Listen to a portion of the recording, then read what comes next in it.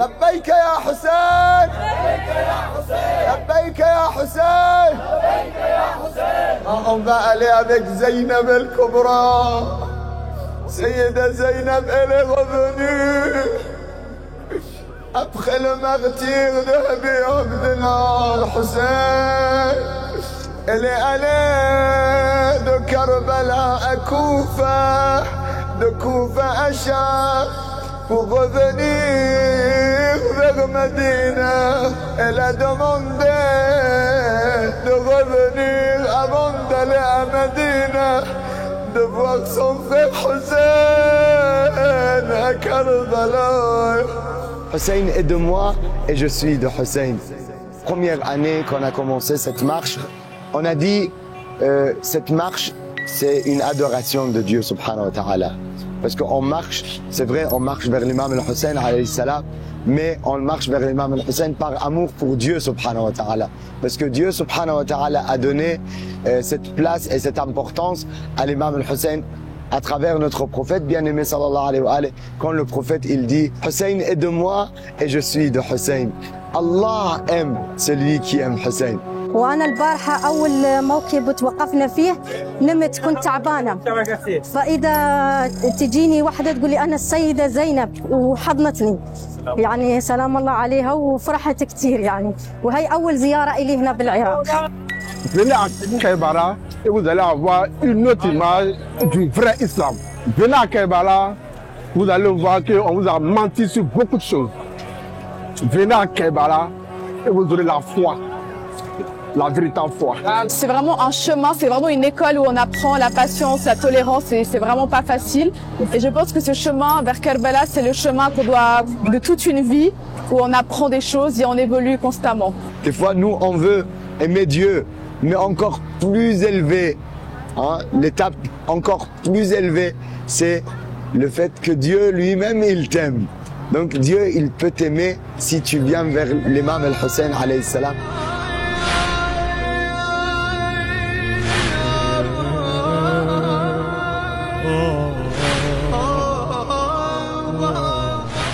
Je n'étais envoyé que pour compléter les meilleurs comportements. Et en venant ici, on confirme en fait toute cette idéologie qu'on a en tant que chiite. La première chose, la plus difficile, c'est de faire la marche avec une vraie intention et d'être concentré tout le long. Parce que partir d'Imam Ali à Imam Hussein, c'est quand même une responsabilité, je pense. Et voilà, on est des humains, on peut parfois pécher, que ce soit avec le regard ou quoi que ce soit, ou avec les mots, ou avec la fatigue, on peut faire des choses peut-être qui ne sont pas forcément appropriées.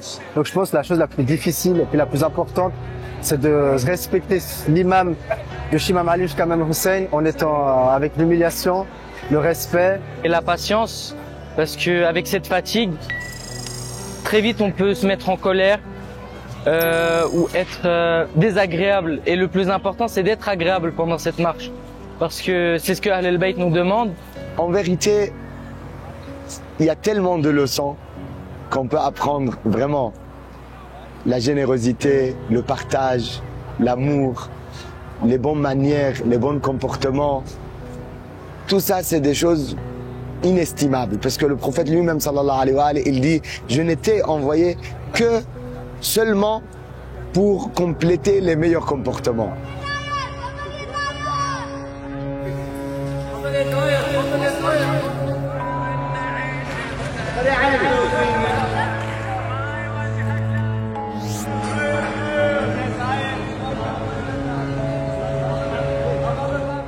ما خاب من تمسك بكم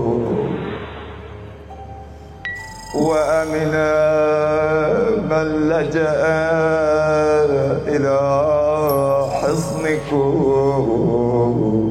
مريم أبو الذهب المرحومة Mariam Abou Dhahab était une enseignante chercheuse dans une grande université française, l'INALCO, si vous connaissez cette université, l'INALCO, où elle enseignait et elle cherchait, elle faisait énormément de recherches. Dans ces recherches, elle est partie au Pakistan.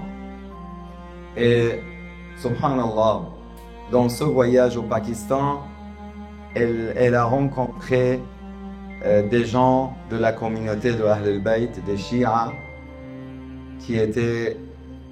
qui voulaient faire des majalis. C'était dans la période de Ashura, de Muharram, où ils faisaient des majalis pour l'imam al-Hussein. Et ils ont invité le marhouma Maryam Abu Dhahab, qui s'appelait, son nom avant le changement, c'était Marie-Pierre Walkman. Marie-Pierre Walkman. Et c'est après, elle a choisi le nom de Maryam pour elle. Et quand elle est partie dans le majlis, elle a écouté le majlis et la personne qui l'a invitée, avait traduit pour elle. Elle était très touchée par la tragédie de l'imam al-Hussein. Et subhanallah, dès ce majlis, ce premier majlis, elle a senti qu'elle est proche de ce madhab et de l'imam al-Hussein et de Ahl al-Bayt alayhim salam. Et avec le temps, elle est devenue chiite. Elle est venue plusieurs fois en Irak pour visiter les imams. Et quand elle a eu, elle était malade du cancer, elle savait qu'elle va quitter ce bas monde. Elle-même, elle avait choisi d'être enterrée ici sur le chemin de Mashaya, pour l'importance qu'elle avait pour Ziyaratul Arba'in.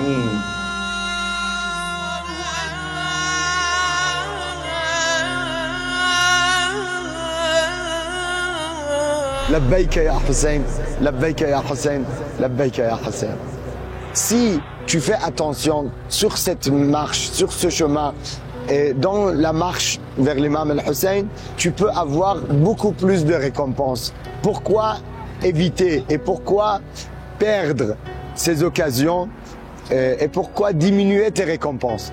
Donc c'est pour cela on a des programmes. Déjà les prières en groupe, alhamdulillah, toutes les prières se font en groupe. De Najaf jusqu'à Karbala. Dans la marche, on fait Dua Jawshan el-Kabir, on fait Dua Kumail, on fait Dua Tawassul, on fait Dua Nudba, on fait toutes ces prières et invocations en marchant, en s'arrêtant. Là, Inch'Allah, ce soir, en marchant, on va commencer avec Hadith el-Kisa, comme ce vendredi soir, Inch'Allah. Donc, toutes ces prières et invocations sont vraiment bénéfiques pour nous, pour notre spiritualité et pour notre chemin vers l'imam al-Hussein alayhi salam. Avec la poussière, avec la fatigue, avec la voix cassée, avec tout cela, on vient vers l'imam al-Hussein en criant « Labbaïka ya Hussein, Labbaïka ya Hussein, Labbaïka ya Hussein ». يا حسين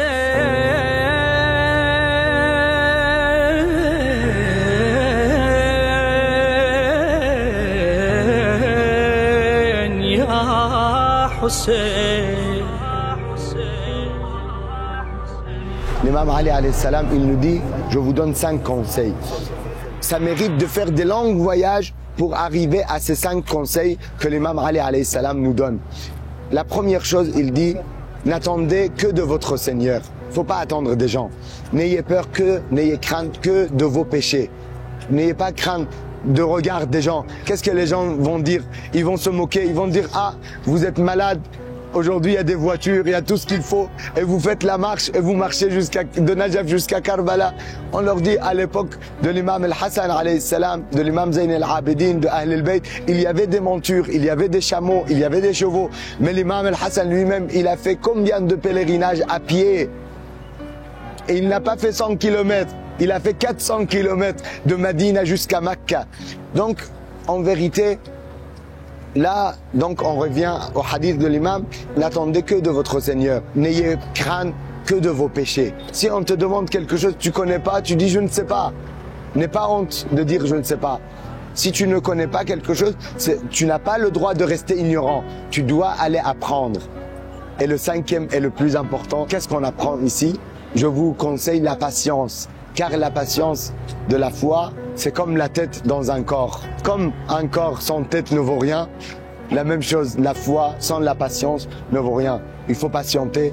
Bien sûr, il y a des difficultés, il y a des choses, il y a des différences de culture. Ici, une différence culturelle énorme parce qu'il y a de toutes les cultures, il y a de tous les pays qui viennent. Donc il y a beaucoup de différences, il y a beaucoup de choses qui peuvent blesser, qui peuvent déranger, qui peuvent fatiguer. Mais on surmonte tout ça avec la patience et avec l'amour de l'imam al-Hussein Sayyid al-Shuhada. Salawatullah wa salam alayhi.